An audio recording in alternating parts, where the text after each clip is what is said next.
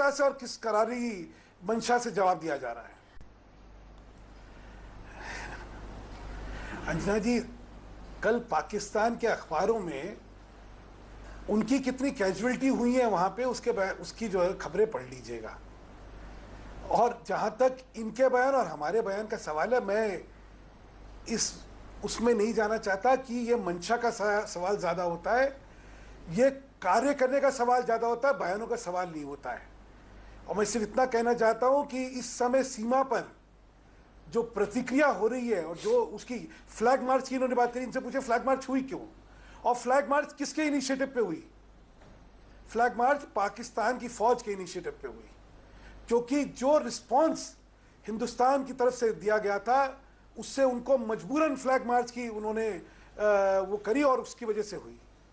तो इसलिए चीजों को परिप्रेक्ष्य में रखे, मैं इस पे राजनीति करता नहीं हूं, मैंने तब भी कभी राजनीति नहीं करी। आपकी सरकार में बैठे आपको याद दिलाना चाहता हूं कि जहां तक, एक सेकंड भैया, मैं मुकेश जी सभ्यता रखिए, मुकेश जी सभ्यता रखिए, मैं बोल रहा हूं, मुझे बोलने दीजिए। आप बोलते हैं, मैं कभी बीच में नहीं बोलता।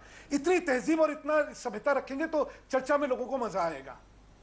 मैं सिर्फ ये कहना चाहता हूं, मैं कभी भी सुरक्षा के विषय पे और विदेश नीति के विषय पे मैंने कभी राजनीति नहीं करी है।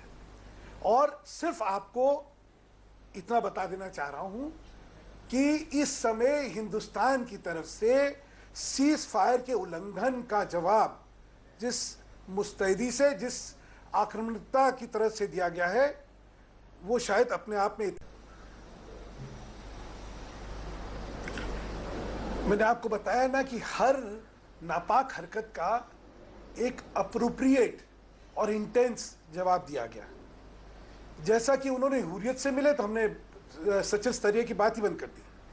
उसका नतीजा देखिए, पहली बार उनके राष्ट्रीय सुरक्षा सलाहकार को यह मानना पड़ा, सुनिए एक सेकंड मैं खत्म कर लूं, उनको मानना पड़ा कि हमने गलती करी।